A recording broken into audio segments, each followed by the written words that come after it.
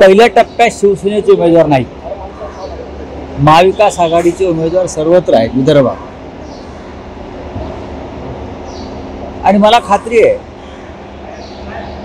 या वेळेला विदर्भात कोणी काही म्हणू द्यात,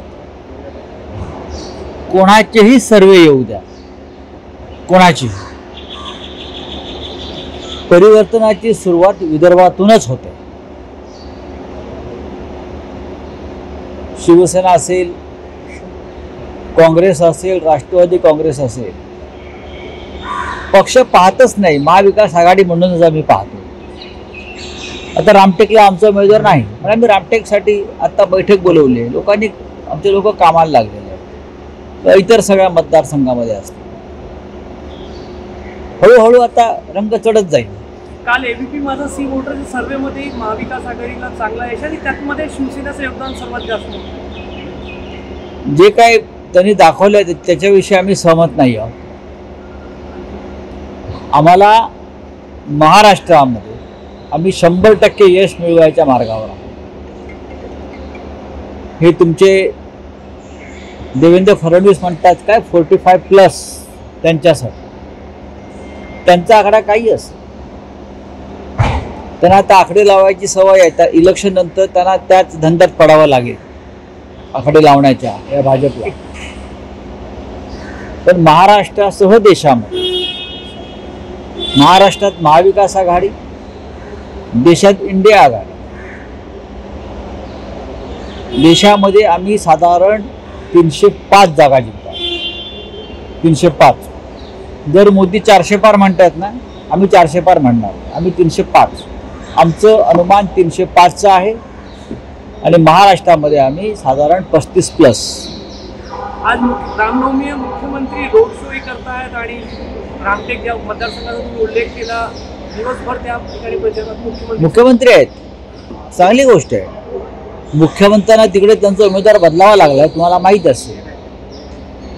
मुख्यमंत्र्यांना त्यांचा विद्यमान खासदार त्याला ते उमेदवारी देऊ शकले नाही.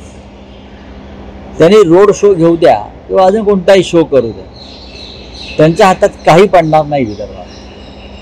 जेव्हा रामलल्लांची प्राणप्रतिष्ठा झाली होती तेव्हा मुख्यमंत्री म्हणाले होते आम्ही पुढील काही दिवसात अयोध्येत जाऊ. आज रामनवमी अजूनपर्यंत मुख्यमंत्री अयोध्येत गेलेले नाही. असं आहे की त्यांचं जे रामावरती प्रेम आहे ते नकली आणि राजकीय ढोंगाचं प्रेम आहे.